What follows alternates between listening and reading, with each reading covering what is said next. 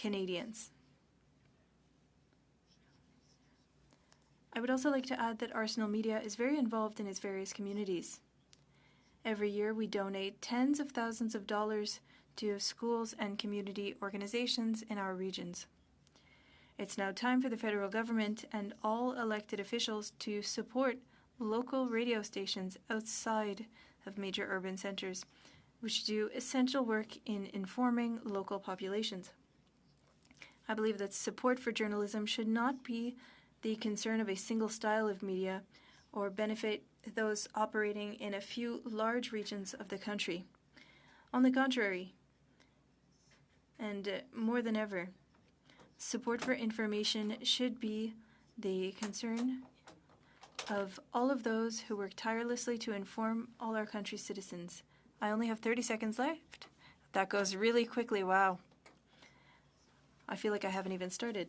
At the moment, regional commercial radio is the big loser and finds itself in an unfair situation compared to print media, television, community radio, and of course, CBC Radio-Canada. Commercial radio news stations are currently treated as an inferior source of news.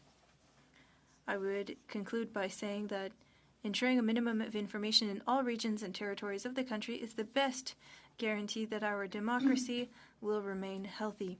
And for this reason alone, you, ladies and gentlemen of the House of Commons, should pay particular and immediate attention to this inequitable situation, which is ultimately worrying for the future and stability of the Canadian territory. Thank you.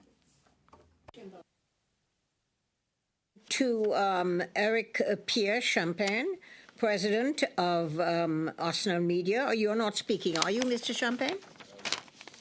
No? Madame la Présidente, il est le président de la Fédération professionnelle des journalistes du Québec. Okay, thank you. Président d'Arsenal Media est à mes côtés. All right, sorry, I mixed you up. Eric Pierre Champagne, for 5 minutes, please. Merci. Je vous remercie. Thank you for the invitation to participate in the work of the Heritage Standing Committee.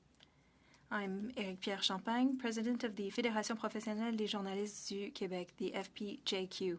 It is the largest association of journalists in Canada with some 1,600 members in Quebec. They work in all areas of news business reporters, researchers, producers, columnists, and press photographers.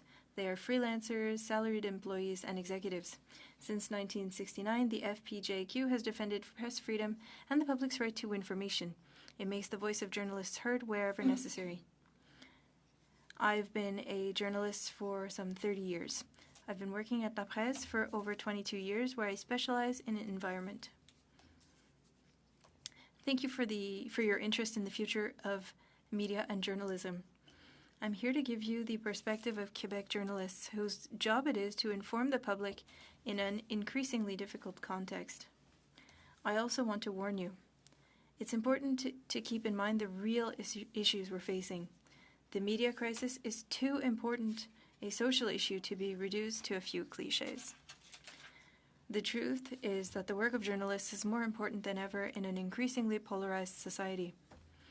But the truth is that there are also fewer and fewer of us to do an increasingly difficult job. In 10 years, between 2010 and 2020, the profession lost 23% of its workforce in Canada. In the words of Amélie Daou-Boisvert, professor of journalism at Concordia University, if a quarter of the Canadian justice system's workforce had evaporated in 10 years, would we remain indifferent? While we are losing journalists year after year, the world has not become any less complex, quite the contrary. The sum of knowledge and skills required to do the job is constantly increasing, all this with fewer and fewer staff and less time to do the job. Is the job of a journalist really that difficult? The answer is yes. The demands are high, and like you, the elected representatives, we do our job in the public eye. In just a few years, the situation has deteriorated. What used to be the exception has become the norm. We now face harassment and hatred like never before. The pressure is enormous. Despite all the difficulties, we continue to practice this profession, which we consider essential in a democratic society. These men and women deserve our respect. As we know, the media business model is broken. Web giants like Meta and Google monopolize some 80% of digital advertising revenues in Canada. Revenues and profits that leave the country and never return. Think about it. This means that all media in Canada now share about 20% of this advertising pie.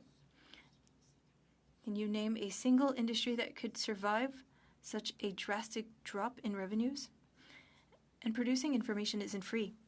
On Tuesday, a Laval University professor Colette Brun told you that good information is expensive to produce. Here are some figures published by the Unifor Union in 2018 that I find interesting. Covering a simple news item, $331. A more complex story, $935. A journalistic investigation, $10,710. And yet, while our media continue to inform the public despite the storm, we're having trouble standing up to foreign giants. In a letter published in La Presse today, Cogeco President Louis Audet illustrates this very well.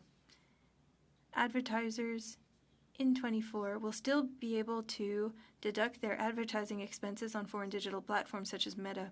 This makes no sense at a time when our media are dying a slow death. While the media are looking for solutions, and they are, I can tell you, we need to remember why it's important to have media and journalists who inform the public. In its most recent report, the World Economic Forum identified misinformation as one of the greatest risks facing the planet in the coming years. At a time when artificial intelligence is taking off, this is worrying, if not terrifying. I'd like to share a chilling figure with you. According to an MIT study, fake news circulates 6 times faster than real news. Think about it. With fewer and fewer journalists keeping the public informed, the breeding ground for disinformation has never been so fertile. The best way to fight disinformation is with information. A final word on trust. There's a lot of talk about a crisis of public confidence in the media. The figures from several surveys are not encouraging. According to some, it's a done deal. The media are no longer relevant. But I would like to talk about a survey done by Léger. 95% of people trust firefighters, MPs, and ministers are at 31%, while journalists are at 48%. And yet, on the basis of these figures, no one is advocating the dismantling of our political system on the pretext that so few trust their elected representatives. I would like to remind you that journalists do an essential work. Thank you. I'll go to Brandon Gonez, Chief Executive Officer of Gonez Media. Mr. Gonez, for 5 minutes, please, and I'll give you a 30-second shout-out. Thank you. Thank you. A little background about me. I'm a former broadcaster. I used to work for Bell Media, Chorus Media. I started my career in the second smallest market in this country, in northwestern British Columbia, in the town of Smithers. Before leaving mainstream media, I worked for Bell Media in the largest market in this country, in Toronto. I have a unique experience working for, obviously, our largest broadcasters in this country, but I also have a unique experience because I left in the midst of the pandemic to start my own digital media company called Gonez Media. Since then, we've acquired legacy publications and turned them digital. We have a team of nearly 20 folks, more than half are journalists, many of them coming from legacy organizations who've been laid off and severely impacted by the media crisis. I want to talk about the impact of legislation that has happened in this country, particularly C-18. As a digital-first media company, we never asked for this legislation. We found a new model that worked for us, that was sustainable, and that was providing new opportunities, especially for journalists of color in this country who for far too long have been told that they don't belong in newsrooms across this country or who have experienced discrimination and racism. We changed that model, and we're now one of Canada's fastest growing online media companies in the country. When C-18 came about, we were severely impacted. We lost our pages on Meta-owned platforms such as Instagram and Facebook. It was literally the platforms that we built our business model on. Our revenue impact was more than 40% loss of revenue. we were at risk of literally doing the exact same thing that legacy media companies had done to our staff. One of the issues that I have in particular is the heritage minister at the time said, and he was quoted as saying that media companies affected by this block would be made whole. We have not been made whole. In fact, we have had to be agile, innovate, and find new ways to sustain our business and our model. I think one of the things that I would like everybody here to really focus on is a lot of digital-first media companies are really agile. They don't have the resources to hire lobbyists to be here in Ottawa to advocate for them like legacy media companies do.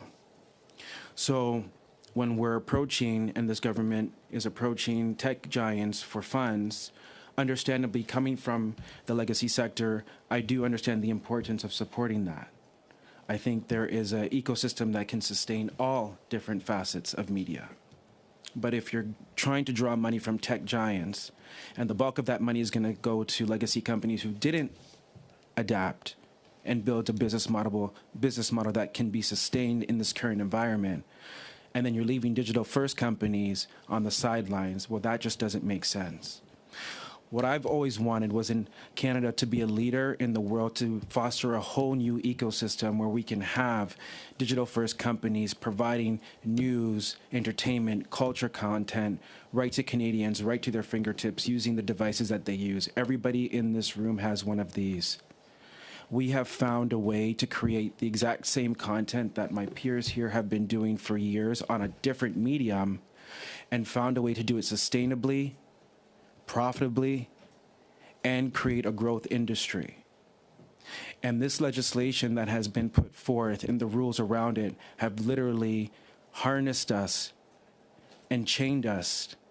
And it's really, really disappointing because a lot of digital-first companies are led by people who look like me, people of color, women. And I can tell you, we are one of the larger organizations, but when I talk to my peers who are a lot smaller, they are at the brink of closing their doors. Meaning we are going to be left with an ecosystem of companies that are only living because of government funding. We did not, before this legislation come into place, accept $1 from the government. We did not apply for any of that. We were sustainable. We were profitable. 30 seconds. We had an audience that was glad that we were creating content and doing so in a way that they could receive it and access it. You know, one thing that we learned during the pandemic, which is why I left legacy media, is that there was a gap from getting information and getting it to Canadians. And we found a way to fill that gap, and we want it to be a model, a successful model. And it's so unfortunate that this legislation has led to one of the world's biggest tech giants, where most Canadians literally access entertainment and information now, and now they can't do that. And what are they left with? Please wrap up, Mr. Gomez. What are they left with? They're left with blogs run by people who do not care, who do not have ethics, who do not have any form of care for how news is presented, and can put anything online.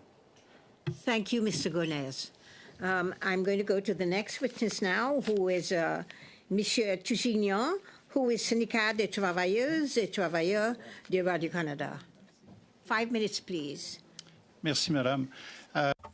Thank you, Madam Chair. Thank you for inviting me. The Syndicat des Travailleuses et Travailleurs de Radio-Canada, STTRC, FNCC, CSN, has some 3,000 members in Quebec and Moncton. We cover just under 200 job titles in administration, tech, and production. We are the second largest communications union in the country. The STTRC is a member of the Fédération nationale des communications et de la culture, FNCC, one of the 9 federations of the Confédération des syndicats nationaux des CSN.